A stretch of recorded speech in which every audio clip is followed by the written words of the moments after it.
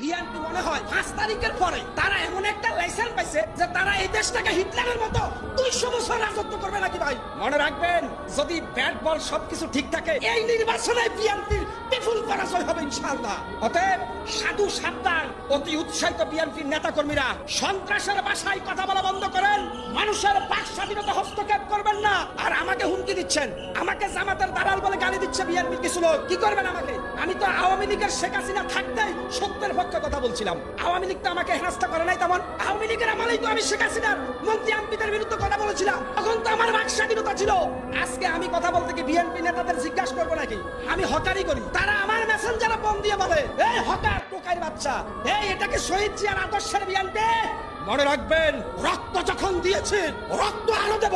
বিএনপির ভিতরে যেই সব সন্ত্রাসী মানুষের অধিকার হরণ করছে তাদেরকে লটকাই ফেলাবো, লটকাই। এবার আমি সমগ্র বাংলাদেশের টেকনাফ থেকে তেতুলিয়া, রূপসা থেকে বাটুরিয়া সমগ্র দেশপ্রেমিক জনতাকে বলবো, বিএনপির সাইনবোর্ডে যারাই সন্ত্রাসী করবে তাদের গাল মটকে দিবে। এবার আমি সমগ্র বাংলার মুক্তিকামী জনতাকে উদ্দেশ্য করে বলবো, এখন থেকে প্রত্যেকটা জেলায় যারা বিএনপির ব্যানারে অপকর্ম করবে তাদের গাল মটকে দিবেন ইনশাআল্লাহ।